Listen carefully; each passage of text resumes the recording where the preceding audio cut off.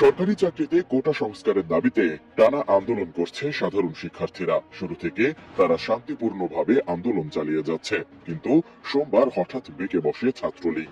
আন্দোলন চলাকালে তারা সাধারণ শিক্ষার্থীদের উপর হামলা চালায়।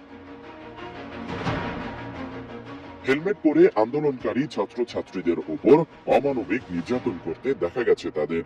এতে ঢাকা বিশ্ববিদ্যালয়, জাহাঙ্গীরনগর বিশ্ববিদ্যালয়, চট্টগ্রাম বিশ্ববিদ্যালয় ও কুমিল্লা বিশ্ববিদ্যালয় সহ প্রায় সবকটি বিশ্ববিদ্যালয়ের ক্যাম্পাস রণক্ষেত্রে পরিণত হয়। সাধারণ শিক্ষার্থীদের ওপর ছাত্রলীগের চালানো এ হামলার ঘটনায় সামাজিক যোগাযোগ মাধ্যমে নিন্দার ঝড় বইছে। হামলাকারীদের শাস্তি সহ শিক্ষার্থীদের নিরাপত্তার দাবি জানিয়েছেন বিভিন্ন শ্রেণী পেশার মানুষ। সেই তালিকায় আছেন দেশের সবচেয়ে বড় অনলাইন শিক্ষাদান প্রতিষ্ঠান 10 মিনিট স্কুলের প্রতিষ্ঠাতা আইমান সাদিক ও তার স্ত্রী মুনজেরিনও। আন্দোলনকারীদের পক্ষে সোমবার নিজেদের ব্যক্তিগত ফেসবুক অ্যাকাউন্টে স্ট্যাটাস দেন তারা। আর সেই স্ট্যাটাসই যেন কাল হলো তাদের। আন্দোলনের পক্ষে স্ট্যাটাস দিয়ে 5 কোটি টাকা বিনিয়োগ হারালো তাদের প্রতিষ্ঠান 10 মিনিট স্কুল। মঙ্গলবার বেলা 11টায় 10 মিনিট স্কুলের জন্য 5 কোটি টাকার বিনিয়োগ প্রস্তাব বাতিল করার বিষয়টি জানিয়েছেন ডাক, টেলিযোগাযোগ ও তথ্য প্রযুক্তি প্রতিমন্ত্রী জোনায়েদ আহমেদ পলক। তিনি ফেসবুকে স্ট্যাটাস দিয়ে জানান, 10 মিনিট স্কুলের জন্য 5 কোটি টাকার বিনিয়োগ প্রস্তাব স্টার্টআপ বাংলাদেশ লিমিটেডের পক্ষ থেকে বাতিল করা হলো। স্কুলের জন্য 5 কোটি টাকার যে বিনিয়োগ প্রস্তাব ছিল সেটা আজকে সকালে আমরা বাতিল করেছি। আমাদের আসলে চুক্তি থাকে যে আমরা সেখানে বিনিয়োগ করি কিংবা না করি, আমরা তাদের ভেতরে যে তথ্যপাত্র বা তাদের সাথে যে নেগোসিয়েশন হয় এটা আমরা কোথাও প্রকাশ করতে পারি না।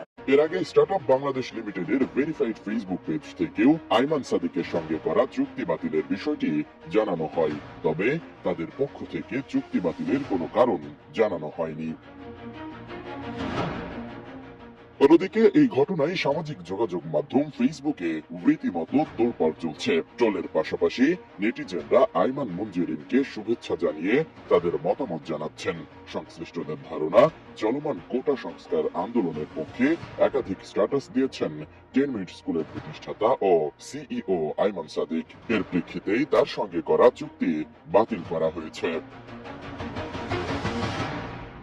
এই ইস্যুতে সোশ্যাল মিডিয়ায় আলোচিত মুখ আরজে কিবরিয়া তার ব্যক্তিগত আইডিতে বলেন, আইমান এবং মুনজেরিন দুজনই ঢাকা বিশ্ববিদ্যালয়ের স্টুডেন্ট। গতকাল রাতে সামাজিক যোগাযোগ মাধ্যমে তারা শুধু বলেছিল, আমার ইউনিভার্সিটিতে রক্ত ঝরল কেন।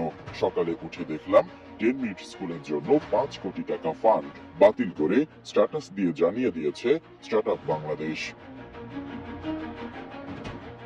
2015 সালে যাত্রা শুরু করা 10 মিনিট স্কুল বর্তমানে ষষ্ঠ থেকে দ্বাদশ শ্রেণীর শিক্ষার্থীদের অনলাইন ব্যাচে লাইভ ক্লাস ও পরীক্ষার মাধ্যমে বোর্ড সিলেবাস ভিত্তিক পড়াশোনা ও পরীক্ষা প্রস্তুতির নিয়মিত সহায়তা করছে।